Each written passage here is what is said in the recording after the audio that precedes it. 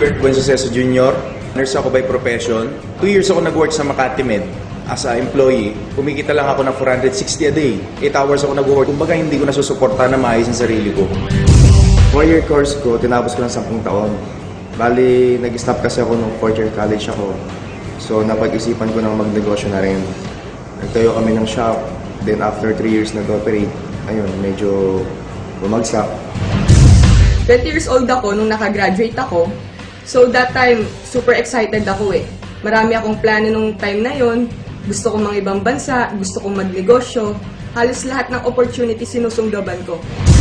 So before, nag-work ako sa Laos Group, under Ford brand naman sa Pampanga, as sales executive. Siyempre, sa pagiging employed, dumadating din sa time na nakapagod din. Diba? So sabi ko, kumikita rin naman ako ng okay lang, sakto lang, pero pag kinumpit mo at the end of the day, napapalwal pa nga yung nanay ko, nanghingi pa ako, diba? Nag-work ako sa hospital for 1 year. Kumbaga kasi umaasa ako na mag-work ako sa ibang bansa. Pero ang nangyari doon, yung pag-asa ko na pumunta doon, nawala na. Dahil nga sobrang dami ng nurses. Nag-resign din ako after noon kasi ang sobrang baba talaga ng sweldo. After noon, nag-apply din ako sa bangko, naging teller din ako doon. Grabe, ang hirap palang maging teller. Ang hirap magbilang ng pera hindi sa'yo. Na-realize ko kasi na kung habang buhay magbibilang ako ng pera, eh kailan ko bibilangan ng pera ko? I graduated from the Ateneo de Manila University last 2010. And after graduation, nag-work ako sa Singapore for 1 year.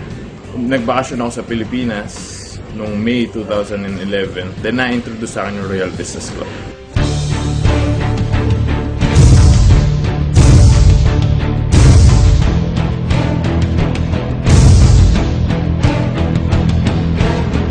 Imagine mo in 10 years time, mag-promote ka, nurse to 520, madadagdagan ng 100 ang kikitain mo.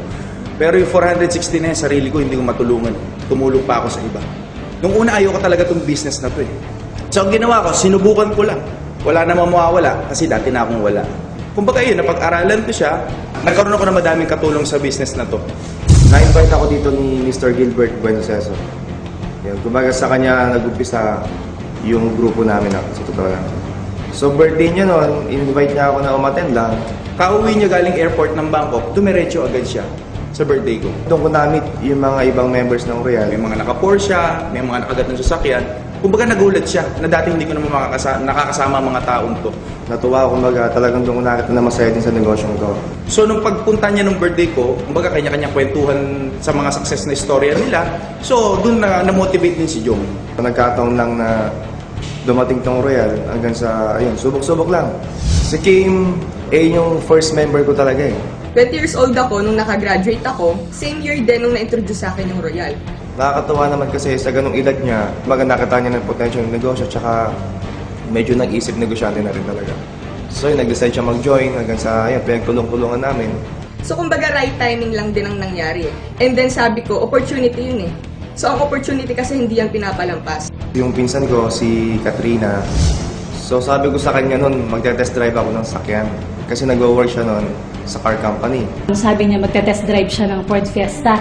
Tapos nag-stop lang siya sa isang coffee shop. Isang kanto pa lang ang dumadaan, pinarada ko na. Then kinausap ko siya. Tapos pinasend niya sa akin yung business. Nung time na yun, nakita ko hindi talaga siya interesado eh. Tinry ko lang. At maganda rin kasi doon, nakita ko rin yung support naman din ni Jong. Kumbaga, consistent follow-up. Si Girl Joy naman, nakilala ko siya dahil sa isang kaibigan din. Kinulit niya ako na pakinggan lang yung negosyo. Mga time na yun, parang wala rin akong maisip kung ano bang pwede kong itagda. Parang makaipon din. Si Jello naman, na-meet namin siya dun sa Balanga, dun sa pinagpaplanuhan namin na kuhanin ng office. Then kakausap namin yung mother niya. My mother has a commercial building. Then pinapa-rent niya yun. So ni-rent nila. And then at the same time, yung mother ko, shinare sa akin. Nakakatuwa kasi yung mother niya nagulat sa amin kasi yung babata namin, pumaparada kami, tigi-tigi sa mga sakyan doon. So medyo, siguro natuwa dahil nga medyo bata pa kung mga gano'n na-achieve. So pinakausap niya sa amin yung anak niya. Kahit medyo well-off naman yung family namin. Pero nung na-introduce sa akin ng Royal Business Club, nakita ko to na napakagandang opportunity. Sabi ko, opportunity for myself. Na kahit sa akin lang na hindi ako maasa sa magulang ko, meron akong mararating.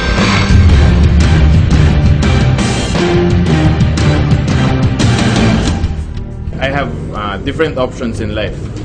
Okay, pero pinili ko yung Royal Business Club. Unang-una, I can be my own boss. Second would be, I'm having the time freedom. And then lastly is the financial freedom. Actually, unlimited yung income potential niya. Sa 15 days ko na pagtatrabaho sa bangko, almost 4,000 lang yung kinita ko. Pero sa Royal, part-time lang. In just 15 days, halos 30,000 yung kinita ko. 4,000 sa 30,000. Siyempre, pipiliin mo yung mas malaki, tama? Narealize ko talaga na kailangan ko na mag-resign. Full time ko yung Royal. Nag-decide ako actually kung pipiliin ko is yung Royal or yung Ford yung work ko. Pero medyo napansin ko, mas malaki na rin yung kinita ko sa pagpa-part-time kaysa sa full-time. So sabi ko, okay pala to. Parang doon ko siya na-appreciate. So yung 1 month ko sa pagiging employed, kinikita ko naman sa Royal, 1 week. Nakakatuwa naman kasi hindi ko naman din expected na talagang magtatagumpay ako dito sa negosyong to. And then hindi ko lubos maisip na sa dami-dami ng planong pumasok sa utak ko, dito lang pala sa Royal, makukuha ko yung pangarap ko.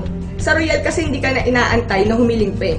Pusa nang binibigay sa'yo, hihilingin mo pa lang, binibigay na ng Royal. Hindi mo na kailangan tumingin pa sa iba, di ba? Kumbaga nandito na lahat, nakapackage na. Itong business na to, sa una mahirap, pero habang tumatagal lalong dumadali. Unlike pag empleyado ka, sa una mahirap, hanggang matapos mahirap. If you can see the invisible, you can do the impossible. Kumbaga dapat may vision ka. Dapat meron kang determination, dapat may goals ka sa buhay. Kasi kung wala kang goals at wala kang vision sa buhay, kontento ka lang sa buhay na kung anong meron ka ngayon. Dapat hindi ka makontento. Tandaan mo, hindi lang sarili mo ang tutulungan mo, madami kang dapat tulungan ng tao.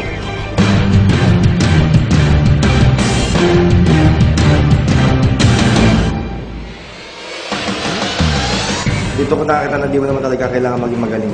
Noong una parang subok-subok lang talaga. Sinubukan ko lang kasi bagong din yan. Di ko siya linya talaga. So try lang hanggang sa... ginusto ko lang naman siya gawin.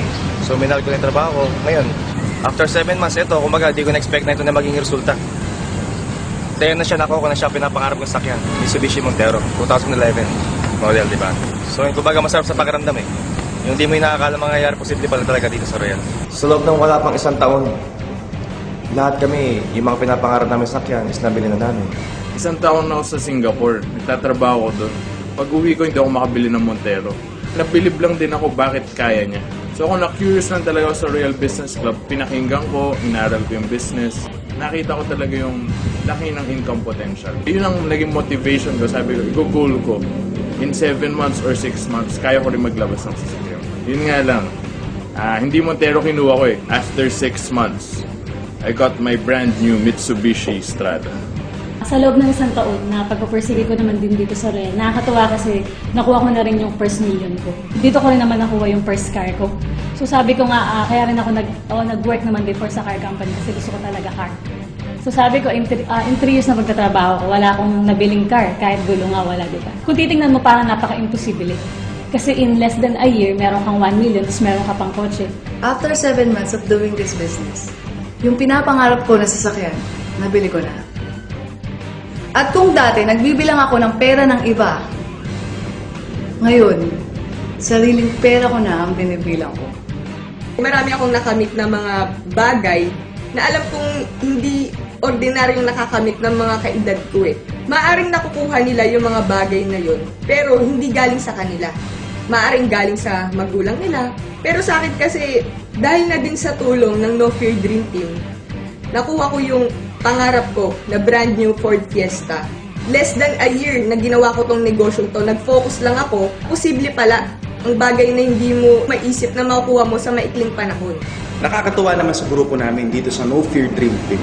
Imagine niyo, less than a year, nakabili na ng Montero, nakabili na ng Ford Focus. 4 months, may nakabili sa amin ng Ford Fiesta, may nakabili ng Strada, may nakabili din ng Ford Fiesta na sedan. Actually ako in 9 months time. Nakabili ako ng SLK 350, Mercedes-Benz na sports car. Akala ko nauna na ako. Kasi in 9 months time, naging millionaire circle ako. May humabol sa akin, si Katrina Jorge at saka si Jong Jorge. Imagine niyo less than a year, nakapasok si Jong at saka si Katrina Jorge sa millionaire o executive circle na tinatawag. Kumbaga ang iba 5 years, 4 years, 3 years bago sila makapasok dito.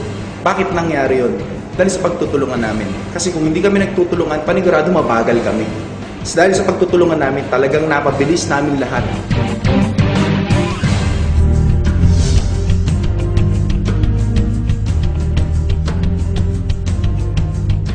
Nagpapasalamat ako sa No Fear Dream Team. Natutuwa talaga ako kasi very result-oriented. We all work as one. Hindi lang kami nag-create ng members, but we create leaders. Nagpapasalamat ako sa No Fear Dream Team kasi hindi ko naman din talaga ito magagawa mag-isa kung wala rin sila. Sabay-sabay din naman namin ginagawa yung goal namin. Isa lang din naman kaming team, isang goal lang naman din. Isa lang din yung mga gusto rin namin makamit sa buhay. So pinagtutulungan din namin yun para din naman makuha din namin siya. Kung kailangan namin ng isa't isa, hindi na namin kailangang humiling pa eh. Kasi kusa na silang tumutulong.